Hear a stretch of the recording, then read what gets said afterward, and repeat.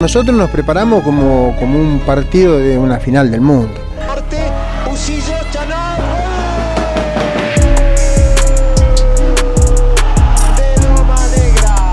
Fue algo atípico. La expectativa que genera una Copa del Mundo se percibe incluso desde meses antes de que la misma comience, y tanto los medios como los seguidores empiezan a entender el nivel de cada selección, haciéndose una idea de los candidatos a ganar el trofeo. Uno de los indicios más importantes a la hora de valorar si una selección tiene la capacidad de ganar el tan prestigioso título es su racha, como hablan sus más recientes resultados. La selección que venga invicta tiene más chance de ser candidata porque así lo dictamina la lógica. No obstante, este fenómeno se dio también años atrás, de hecho 40 años atrás exactamente, en los meses previos a la Copa que en dicho año tendría lugar en España. En este video vamos a hablar de cuando la poderosa selección de la Unión Soviética se tropezó con el rival menos pensado, cayendo derrotado por un club muy pequeño financiado por una empresa en una gira amistosa, quien le quitó el invicto y de alguna manera lo maldijo para que fracasara en tierras españolas. Una historia que irónicamente enfrentó ideologías y que sorprendió a nivel mundial. Quédate porque comenzamos.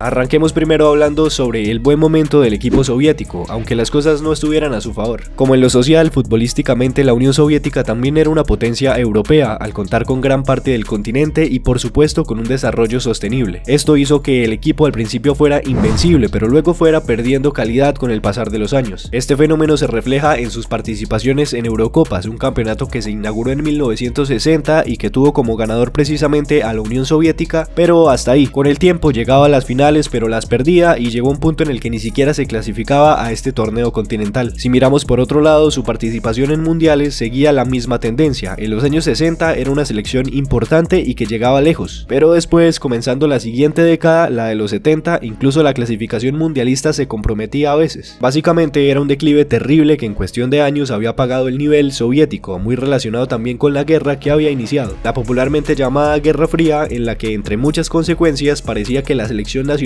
también tenía un fuerte impacto negativo por eso. Las ausencias a este tipo de campeonatos la volvieron débil, sin embargo el proceso rumbo a España 82 iba a ser distinto, pues ese año cambiaron tanto al entrenador como a muchos de los imprescindibles, reemplazados por una nueva camada de jóvenes, todo con el fin de obviamente darle los resultados deseados al país. Salir de la oscuridad de los 70 era lo más importante. ¿Te gusta el contenido de este canal? ¿No te pierdes ningún video y disfrutas de estas historias? Si es así, felicidades, qué buen gusto. Dejando un simple like y comentando en cada video estarás apoyando al canal, ya que esto le manda señales al algoritmo de YouTube para que los recomiende mucho más.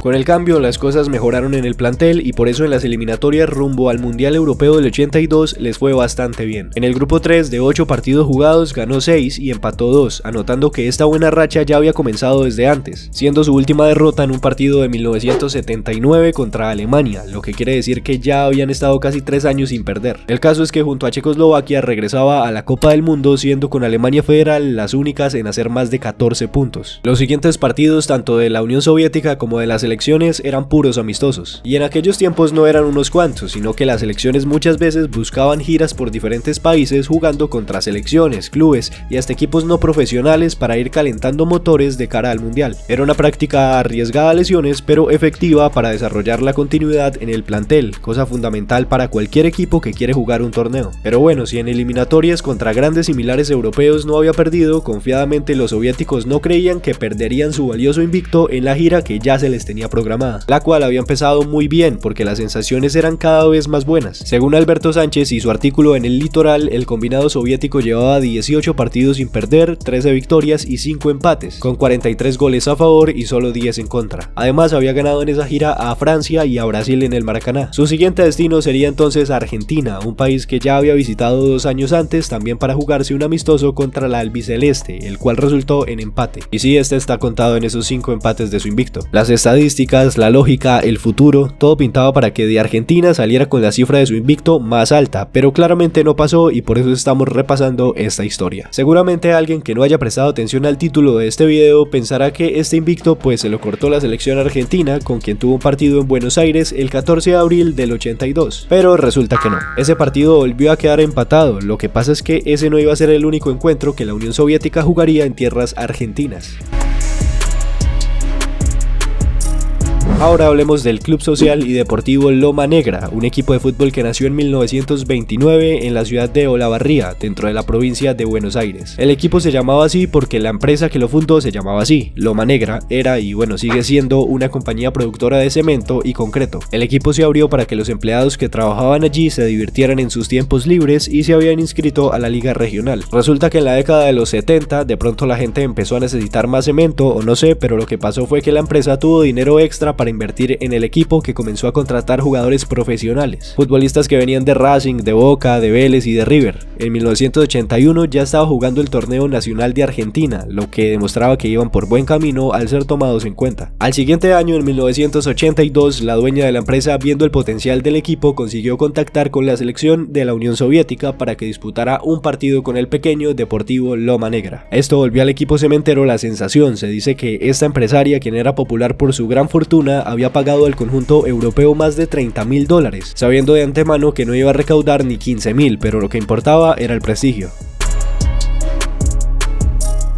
Llegaron con mucho ruido luego de empatar 1-1 con Argentina en la cancha de River, partido al que fuimos para poder verlos. Olavarría fue una locura en esas horas, y más aún cuando terminó con la victoria nuestra por 1-0, hecho que es recordado hasta nuestros días como algo histórico y considerado como el momento cumbre del deporte para la ciudad. Declaraba Armando Usillos, el autor del único gol del partido. Y digo único gol del partido porque se hizo realidad. Por más potencia que fuera, la Unión Soviética no podía rechazar esa cantidad de dinero tan abrupta solo por jugar un partido contra un equipo de tal nivel. Otra declaración importante la dijo Barbieri, un jugador del plantel cementero. Decía que los soviéticos se sentían ganadores y que se les notaba confiados. No era para menos porque ellos sabían los antecedentes que tenían. Finalmente, el 17 de abril a mediodía se jugó el partido y el resto es historia. La selección favorita al mundial, esa misma invicta, había caído por 1-0 ante el local, un equipo que realmente no lo conocía nadie antes de eso, porque la victoria claramente los puso en boca de todo el mundo. Para la escuadra de la Unión Soviética jugaron sus titulares e incluso jugó Oleg Buklin, su mayor estrella, Balón de Oro. Pero a pesar de eso, Loma Negra supo ganarle y quedar para siempre en la historia. La victoria, aunque fue aclamada por todos, también generó bastante controversia, pero por supuesto, ¿quién podría creerlo?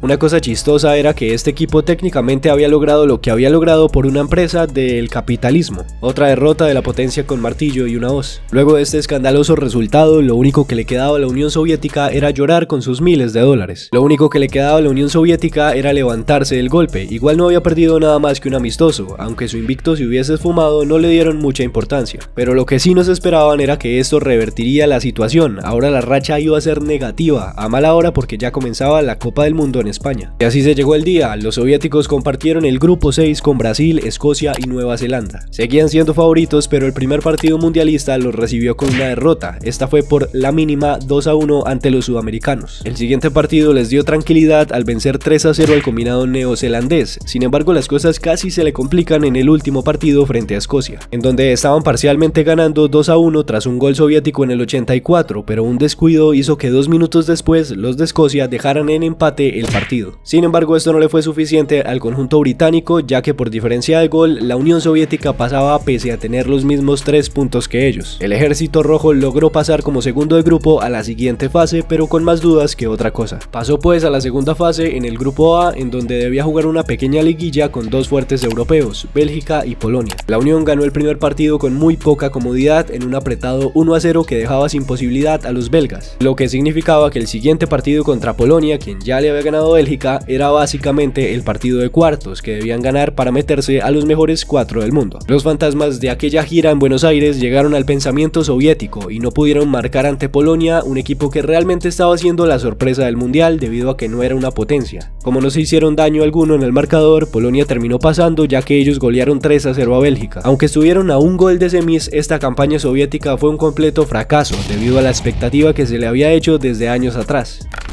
El resto de la historia de la hoy desaparecida selección la dejaremos para otro momento porque lo que continuó es también bastante interesante, aunque no tan sorprendente como el caso que estuvimos repasando hoy. Déjenme saber en los comentarios si alguna vez habían escuchado este equipo y sobre todo si creen en esta supuesta maldición que le causó a la Unión Soviética la pérdida de ese importante invicto. Sin más, espero que este video haya sido de su agrado, pero sobre todo que les haya parecido interesante. Ya saben que si quieren ver más de este tipo de contenido, la mejor ayuda es dejando sus interacciones, ya sea en likes, comentando y suscribiéndose si es que aún no lo han hecho. Yo soy Chapas del Crack y nos vemos en la próxima.